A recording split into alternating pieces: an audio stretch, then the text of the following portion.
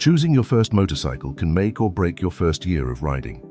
Here are 7 bikes that actually get it right in 2026, ranked from the most affordable to the most versatile. First, the Honda Grom. At £224 with a 124cc engine, it's the lightest and least intimidating bike on this list. The 2026 model gets a new 5-speed transmission, and pricing starts around $3,799 with ABS. It's built for city streets, not highways, but it's one of the best bikes for learning clutch control. Second, the Honda Rebel 300. Its 27.2-inch seat height is one of the lowest in the beginner category, so almost any rider can plant both feet at a stop.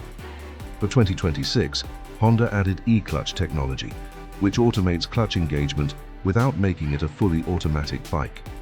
Pricing starts around $4,479.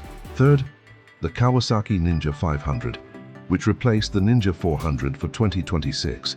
Its 451cc twin engine delivers more power while staying smooth and predictable.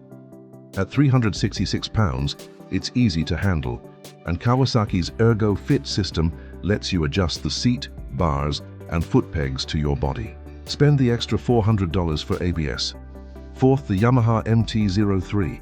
For under $5,000, you get a 321cc twin, inverted front forks, and an assist and slipper clutch that smooths out every shift. At £373 with a 30.7-inch seat, it's light enough for new riders but sharp enough that you won't outgrow it fast. Fifth, the Triumph Speed 400. Its 398cc single-cylinder engine makes a smooth 39.5 horsepower. The fit and finish are rare at this price, and the brand heritage helps with resale value later. Sixth, the Honda CB500F. It shares its 471cc twin with the Rebel 500, but in an upright naked bike riding position.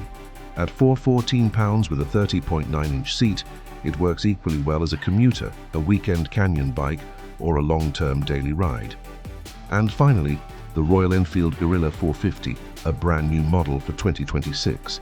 It brings a fresh design to a segment dominated by the same 3 Japanese brands, for riders who want their first bike to stand out. Before you decide, remember this: seat height and weight affect your daily confidence more than horsepower ever will.